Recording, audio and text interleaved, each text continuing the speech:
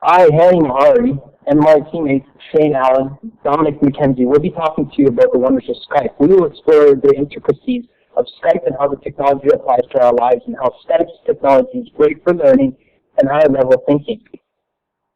What is Skype, you ask? Skype is a voice-over Internet protocol or voice-over IP system that allows for real-time communication over the Internet. The name being derived from Sky and Peer. It was created and first released by Nicholas Benstorm and Janice Riss in 2003. They were also the creators for the file share program Kazaa. Essentially, Skype allows users to communicate with peers by voice using a microphone, video by using a webcam, and instant messaging over the Internet. Users also have the ability to make phone calls to recipients and on landlines. Calls to other users within the Skype service are free of charge, while calls to landline telephones and mobile phones are charged via a debt-based user account system. Skype also has additional features such as a file transfer, it could be very slow, and video conferencing. Only users have premium accounts. Skype is unlike conventional voice-over IP services as a hybrid system in that peer-to-peer and client service. Skype is a system that makes use of background processing on computers running the software. It is operational on Windows, OS X, and Linux operating systems. It can be used on mobile devices operating systems like BlackBerry OS, iOS, Android, Windows Phone, and some. It can be used on gaming operating systems like Xbox One, PS4, PSP, PS Vita, and recently was able to operate on Web OS, which is a Linux operating system for smart TVs. Ownership screen. As said before, Skype was founded by Nicholas Benstorm and Janice Riss and was made public August 2003. By 2005, eBay buys Skype from programmers above for $2.5 billion with eBay stocks, which comprises of any potential performance-based considerations. Shortly after Skype for Linux operating system was launched, eBay sold to Skype to Microsoft for $8.5 billion in 2011. During the time under eBay, Skype had undergone many changes which will be discussed later in this video. Skype grew exponentially while under eBay ownership. It reached 100 million users. Also during this time, in 2008, a new CEO was appointed, Josh Silverman, and shortly after the following year, 2009, Skype sold 70% of shares to various investors. The reason for such a move is unknown. In the same year, Skype released an application for iPhone and raised $10 million in IPO by 2010. 2011, Microsoft bought Skype from eBay for $8.5 billion. This included all technologies for the program. During this time, very little changes have been done to the application. Only refinement of previous features. Skype is now a division of Microsoft, and now that they have acquired it, they have phased out MSN Messenger completely already this year. It makes no sense having a messaging system for one company. One of Skype's main features that make it such a wonderful technology is video calling. It was introduced in 2006 for version 2.0 for Mac, 3.0 for Windows in 2007, 2.0 for Linux operating system. This was during ownership of eBay. Video calling feature is great that it allows for face-to-face real-time communication with people. Looking at glance and how this technology facilitates learning, we see that Skype falls under 3 categories that allow this feature to foster learning and 2 categories that allow this feature to foster thinking. Video calling is a one-on-one basis, creating it to be social medium for learning to be gained. It could be used for teachers or TAs to meet with students individually outside the classroom setting. It generates an open forum for students to address any problems that they have, thus making Skype an effective means to fostering learning. Video calling is very essential in computer-mediated communication. In Japan, an issue had arose where teachers found it difficult to teach students learning English. So they introduced Skype by connecting with a classroom in the U.S. via a conference call, which allowed for free flow of learning English to the U.S. to their Japanese counterpart. From promoting education, it lists 50 ways Skype can be used in the classroom.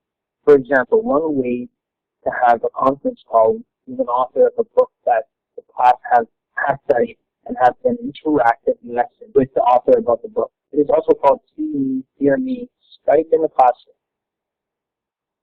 This shows a very good understanding that Skype is an authentic context to support learning and experiential means for fostering thinking. Features. Since the release of the video to OS X and Linux, only refinements to the video calling system have been made. By 2010, Windows version 5.0 Skype produced group video calling with full HD by 2012. The idea of group calling really opened a new sense of direction in terms of Skype in the past.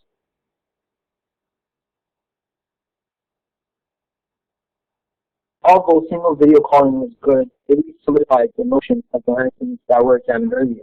Group video calling really drives home the fact that Skype technology is a tool that supports knowledge and fosters thinking by means of experiential evidence. A perfect example of this would be a study done by AEDT in Knox County Schools. The purpose of the study was to examine the collaboration and participation of students in world language class. In this case, French study, a CASI experimental study. A French class used Skype to communicate with native French speakers. After 3 weeks of communication with the host family, the subjects were asked to complete a short survey that produced their levels of student involvement, participation, and collaboration. The result being fruitful, as 80% of the class became more involved while using the Skype. They responded positively, expressing feelings of more involvement and interest in the Skype lessons compared with non-Skype lessons. Group video calling facilitates better arrangement for group work to be completed. It really gives a new perspective on the meaning of group work. Feature screen. Phone calling. Another feature to Skype is important is phone calling. Skype since 2005 has the ability to call landlines and mobile devices, but this service is a paid one. Skype users are able to get online numbers at a cost in which any person is able to call them at that number. It is very neat that someone in Toronto can make a number in Cairo that a Cairo member can call locally from with the person being in Toronto. It is also voicemail enabled. Phone calling is very good in that you are able to contact any person, even if they are unable to use the video function on the program. It's still in accordance with the foundations laid out earlier by Jonathan in video calling. Although it is no real-time video, it is still effective in being able to engage students in learning and thinking. Phone calling is primarily used a tool to support knowledge and still is very effective at being expressive and experiential means or fostering thinking. Feature screen sharing. The newest addition to Skype is screen sharing, which was introduced in 2011 under Microsoft. This feature is a bit different than regular file sharing. Regular file sharing simply is uploading any given file share that can then be easily saved once received. Screen is when you upload an entire screen on the video call that you are making. So this feature screen, 2 screens needs to work. This feature, once although still fairly, opens up more avenues and possibilities for technological learning. Screen sharing allows Skype to now become a tool that supports knowledge construction. It also becomes an information vehicle for exploring knowledge to support learning by constructing. An example of this would be a study done by Vergara et al., looking at coaching via Skype. The study utilizes the screen sharing capabilities in teaching young children and was evaluated to see how well the children reacted. The study was fruitful and the interaction was better than in class scenarios. The study addresses the idea that Skype can be used as a problem-solving method for fostering thinking. And screen people can become more engaged or interactive in what is being shared on the screen, and now begins to really ask the question, are virtual classrooms possible if this is coupled with group calling? HCI models, social and informational. Skype as its basic function is social, allowing communication between people. The social flow of communication allows also information to flow. This is combined with the file sharing applications or even more information sharing. HCI model screen,